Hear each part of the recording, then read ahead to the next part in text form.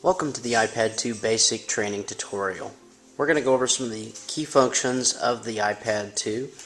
We'll start with the home button, which is down here at the bottom. It has a little square.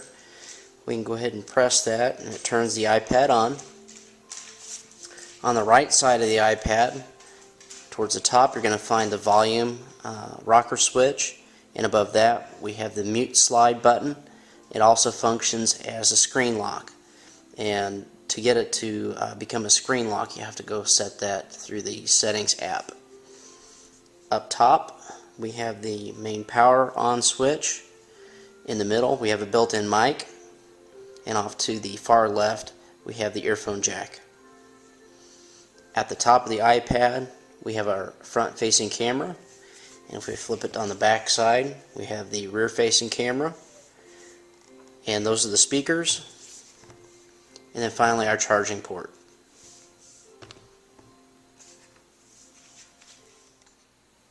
Okay, now that we know some of the basic key buttons and everything with the iPad 2, we'll go ahead and turn it on by pressing the home button, sliding our finger across, and you can see some of the basic key apps here.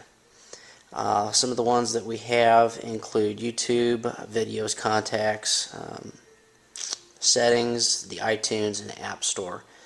The App Store is where you're going to find all your application buttons for your students or yourself, and the iTunes is to download movies, music, podcasts, and etc.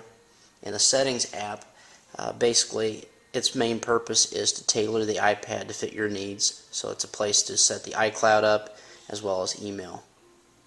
Okay, to get from one page to the other we simply just move our finger across the screen. And one other feature, if we move it all the way to the far left, it'll pull up a search for your iPad. So if you had something that you wanted to find that was stored on your iPad somewhere but you didn't really remember where it was, you could simply type in a key search there and hit the search button, which is like your enter, and then it'll locate that for you.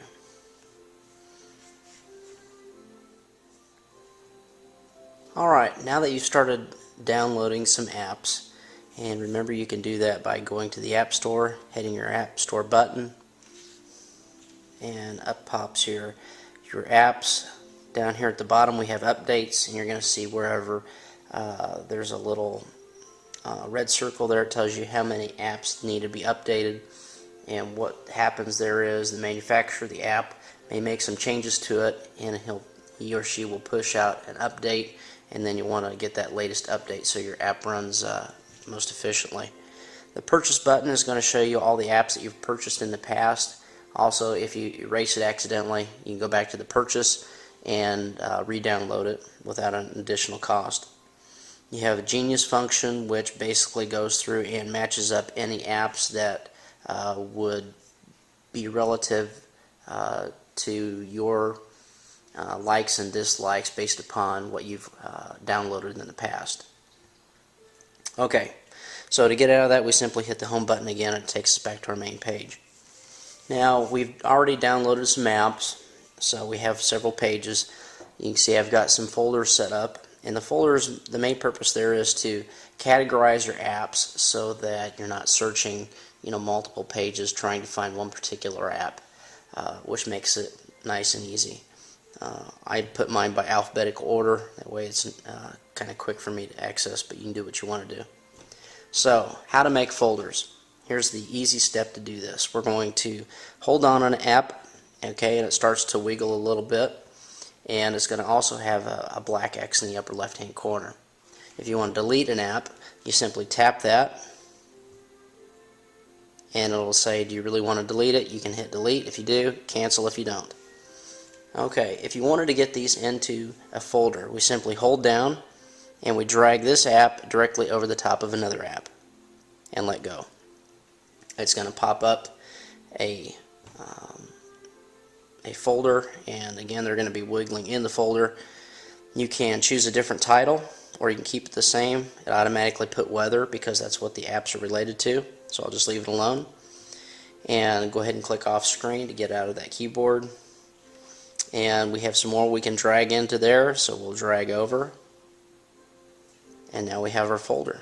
To get them to stop jiggling, we simply hit the home button and it returns everything set. And you can go in each one of those folders and click whatever you want. You know, if you wanted to click the weather channel, it'll pull that up. And remember, to get out of your app, all that you're going to do is you're going to hit that home button again, and then it's going to take you out of that application.